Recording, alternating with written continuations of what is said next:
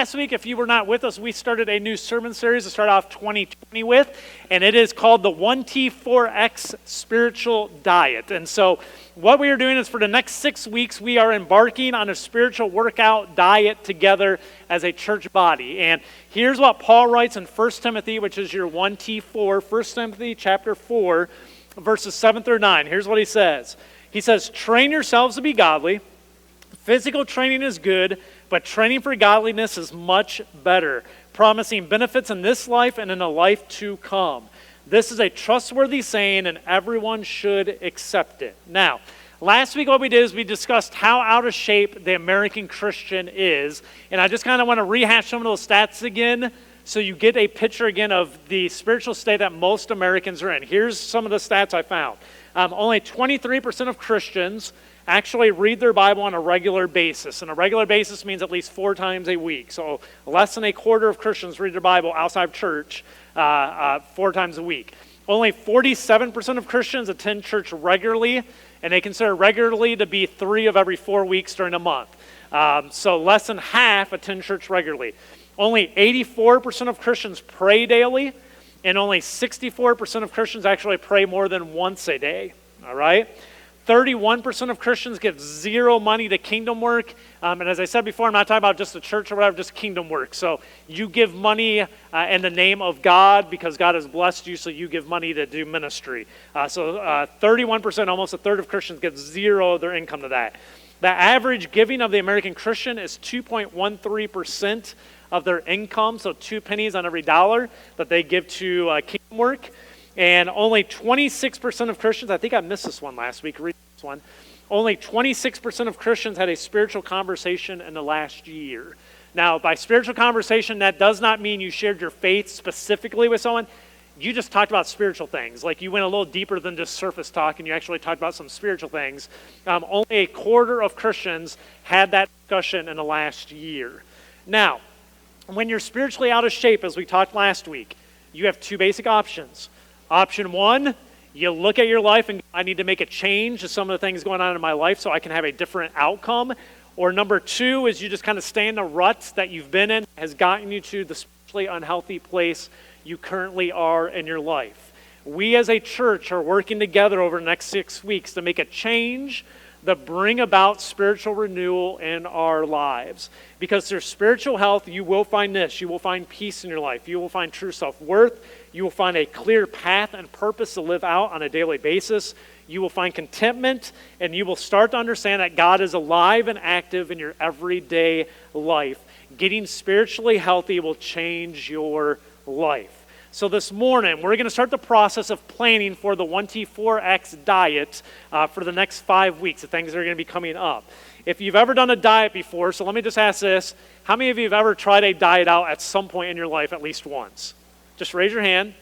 Okay, that's a good vast majority of everyone. Okay, if you've ever done a diet before, you know in most diets what they do is at the very beginning there's kind of like a period of time where you shock your unhealthy system to kind of reset it. In most diets. So for instance, the Atkins diet, has anyone ever done that one specifically at some point? Only a couple? Okay, so with the Atkins diet, what you have with that one is it calls for cutting out all carbs for the first 2 weeks. So for the first 2 weeks of the diet, you do not eat any carbs. Now, let me just be honest with you. Day 3, what's that? Just bacon? Does bacon not have carbs? Oh, no, it doesn't have carbs. That's just protein and fat, but I hate bacon. So this is why I say it. Yeah, so I don't eat bacon, and if you take my carbs away, I'm dead in the first 3 days. So just so everyone knows, if I ever did that diet, I'm dead 3 days into it. But the reason these diets do this is kind of like called the cold turkey approach or the rip the Band-Aid off approach. Now, the rip the Band-Aid off approach is kind of like the theme of my family history, is we're really good at this in everything in our lives. So for instance, I was in 5th grade, and this is funny because my mom was in my class this morning, and she mentioned another thing, and I said, wait till you're in service today because I'm going to tell a story. It's going to explain why I would do what you just said I need to do. So when I was in 5th grade, and this is the other hard thing, I've been at this church so long now. If you've heard some of my personal stories again, understand I've been here as long as I was a teenager. So I've been here like over 13 years now. So if you've heard the stories, you just have to deal with it. Or if you don't like hearing the stories, tell me and I'll go find another church to go minister at so I can tell my stories again and people will be like, oh, I've never heard that. That was great. Okay? That's the other option. I prefer to stay here, but if you're bored with them, I'm sorry. But in 5th grade, at our house I grew up in, we had the yellow like plastic rope. I don't even know what the technical name is, but that yellow is like plasticky rope. And we used to be able to climb up on top of our garage, and we had a tree probably from like here, maybe if I was here to maybe where DeMarcus is. So about that far, and you could climb up on the back on this roof of the garage, and we tied a rope on one of the branches. We put some knots in it, and you could jump out the garage, grab onto the rope, and then you could swing on it, and then you could drop, okay?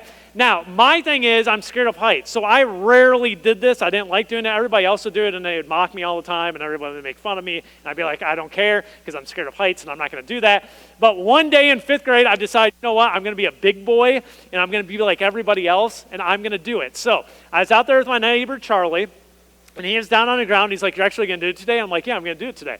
So I get up there, I actually jump off, I grab this rope, everything goes well, I'm swinging, I go down a couple of like feet on it so I can drop and not like break my legs. So I go down a little bit, I go to let go, and as I let go, the bottom's still swinging some. And as I let go, chances be it wrapped my arm, and 2 of the knots caught, and it hung me. And so I got hung by this rope about probably only like a foot, I was probably only like a foot off the ground at that point, but I couldn't touch the ground, and I couldn't grab anything. So my friend Charlie starts panicking, so he doesn't realize, come help me. So he just starts panicking, and he's running around the backyard like, what do I do? What do I do? And I'm hanging there. And I'm like, go get an adult. Just go get somebody. So he takes off. He goes to get one of our parents. Before they get there, the thing eventually slips, and it lets me go. But when it lets me go, because it was tight to my arm, it rips off the whole backside of my arm here, okay? So it rips a huge chunk of just skin off the back of my arm. So I go inside, I got blood coming everywhere, and I go inside, and the way our family handled everything, I said, this is hydrogen peroxide and gauze. So I went inside, my mom's like, oh, okay, let's go in the bathroom. So she puts me over to like the bathtub, she takes the hydrogen peroxide, and you just keep pouring it on her until it stops bubbling, because that's what we did. Unless you were dying, you don't go to the hospital, so we don't have medical bills. So you just pour the hydrogen peroxide on. Then we got done, she took all the gauze, she got like all these gauze, stuck them on there and taped it up, and she's like, okay, you're good. And I was like, okay. So that's not even the whole story. So what happens is I have that on, and about 3 or 4 days later, I never really took it off, so I just left those gauze on there, and I didn't do it. Well, if you know what happens, your scab kind of forms into the gauze, all right? So we go to change it, and she's like, you probably need to change that. And I'm like, okay, well, I'll change that. So I go in the bathroom, and I go to pull it, and I'm like, yeah, it's not coming off. I'm like, oh. So then I'm sitting there, and I took probably like an hour wetting it, trying to like just take it off a little bit. And I'm like, Mom, it won't come off. She's like, well, maybe I can get it off. So, yeah, you know what's coming. All right, so I'm sitting in the bathroom. I still remember this. I had a mirror in the sink, and I remember I'm like over that, and I'm like, yeah, it's right there, and I can see it. And she's like, let me see. And next thing I know, she just grabs it, and she's like, whap, and just rips it off. And of course, it rips off all the scab, all the skin again, the whole wound's back open. And she's like, it's off. And I'm like, oh. And so that was kind of how our family lived our lives, is we were kind of just rip the Band-Aid off type of people. That's how we do everything. So now, Mother, you know how all that comes back full circle. See how that works? So that's why, no. Oh.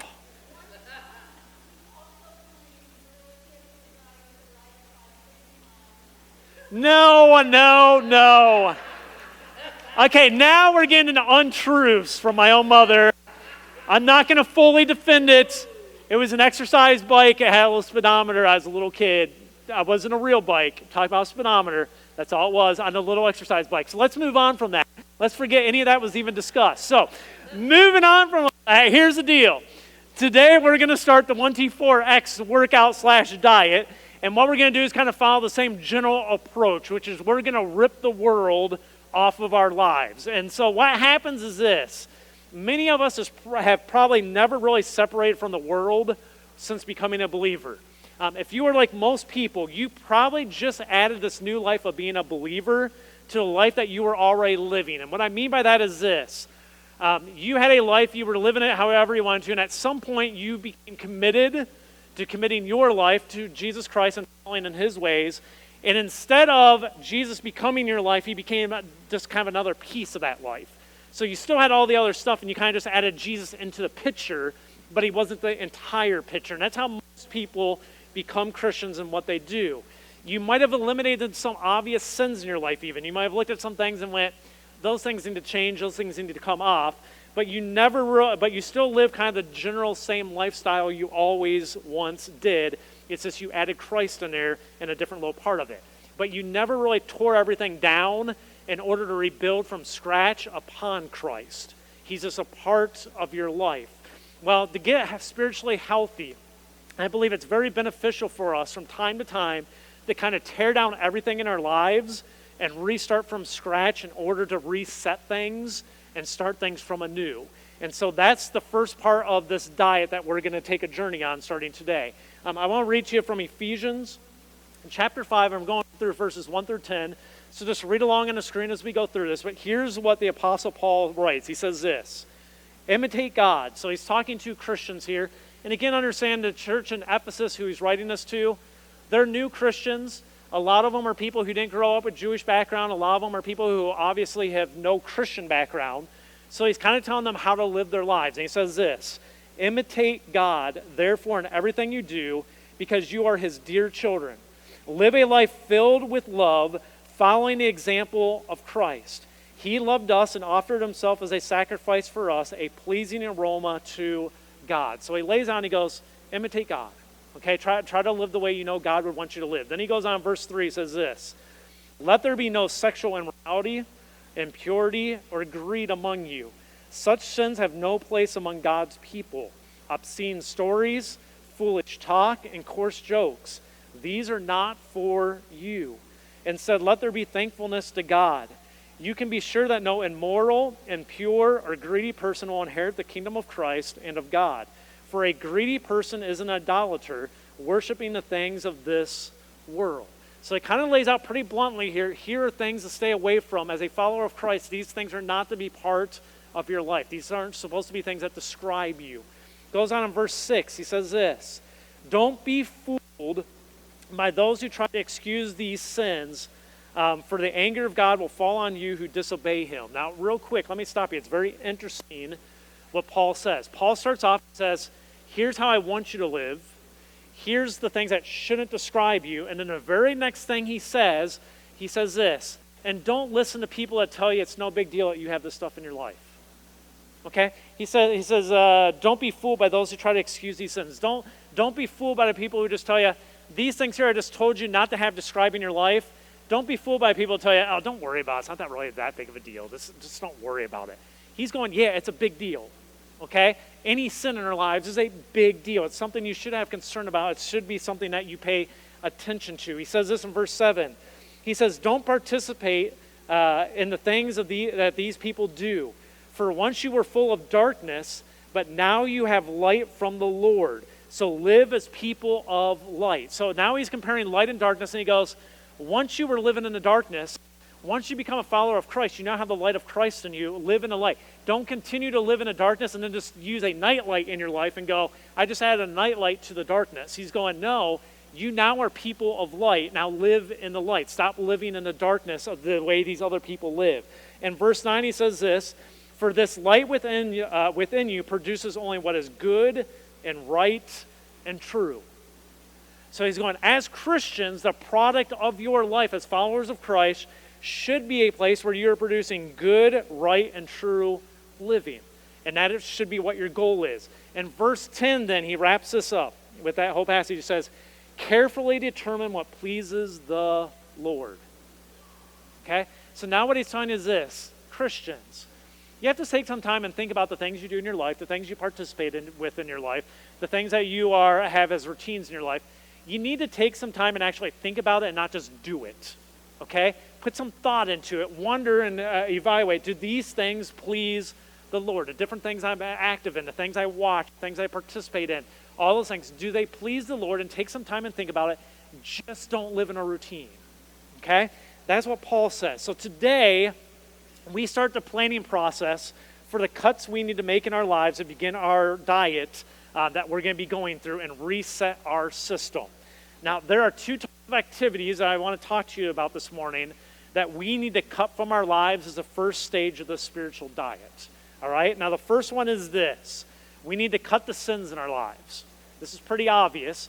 We need to cut the sins in our lives. And what I say to you this way is, all of you know some things you're doing in your life that are sinful. Okay? I'm not going to get up here and tell you what they are. It's not for you to come tell me what your sins are. I don't really care. I don't need to know. You know them. Okay? Take some time with God. You know some of the sins you have.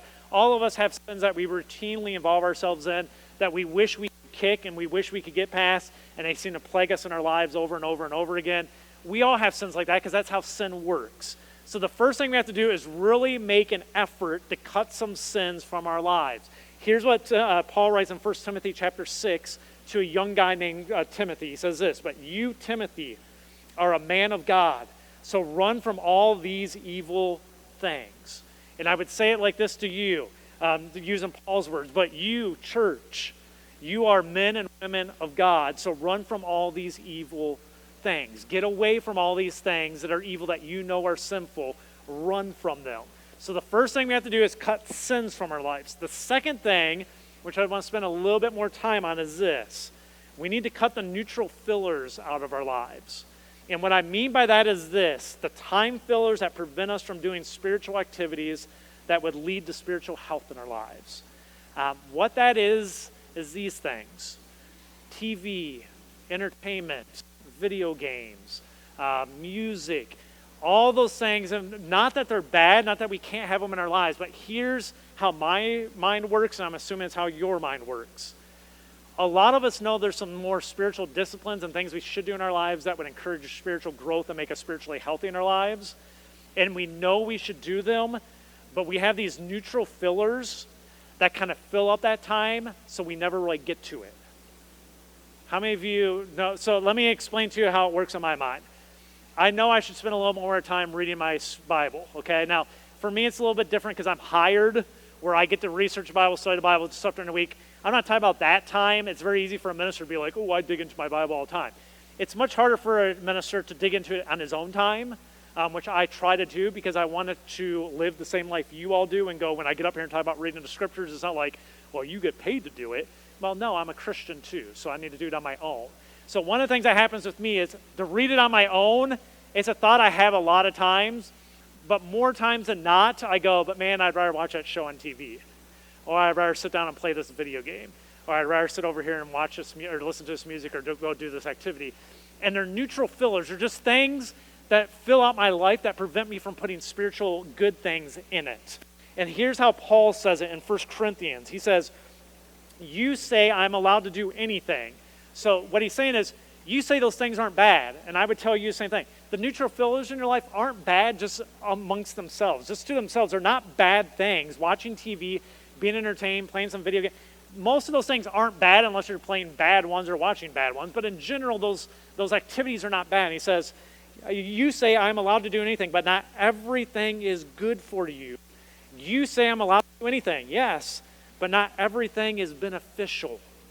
A lot of stuff is just time killers that aren't beneficial.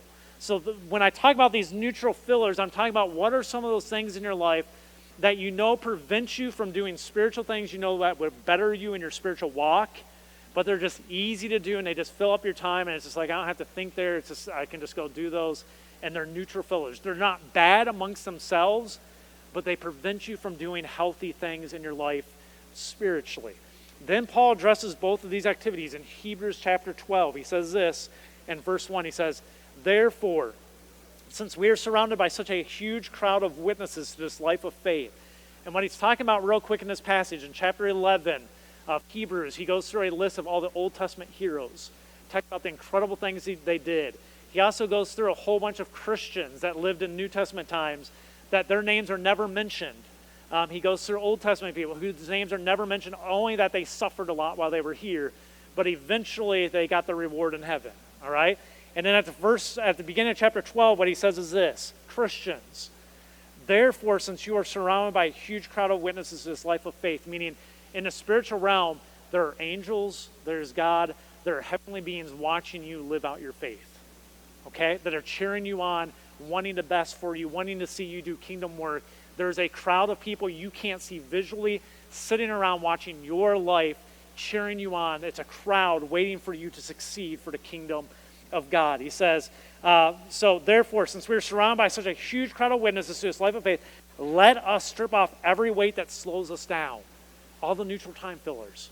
All the little things that slow us down to get our focus off the kingdom and doing kingdom work. He says, let us strip those things off, especially the sin that so easily trips us up.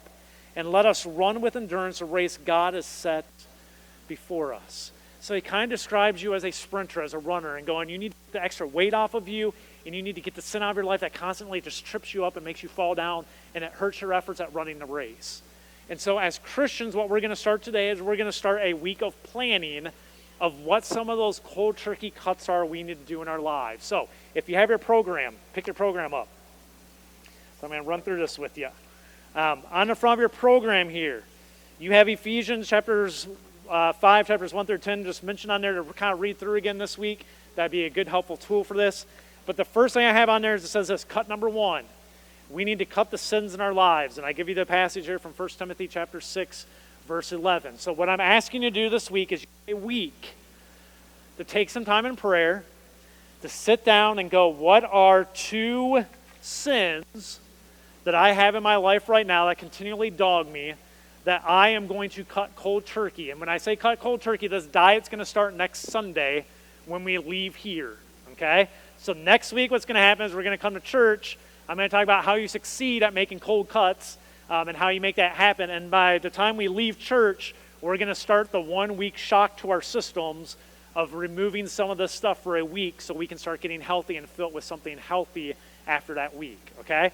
So first cut is, what are 2 sins that you know you have in your life that you need to just think and go, I'm going to cut these for a week. Now, some of you are having bad flashbacks to the red cards of sin that we did years ago. Yeah, many of you still carry on you.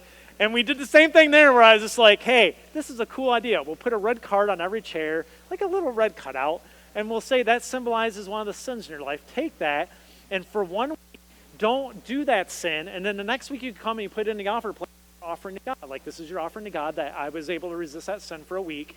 And then for the last 6 years since we did that, I still have people that are all carrying their red cards. It is only a week, people. A week, okay? You can go without carbs for 2 weeks. You can survive. You can go without these sins for a week. So here's the deal.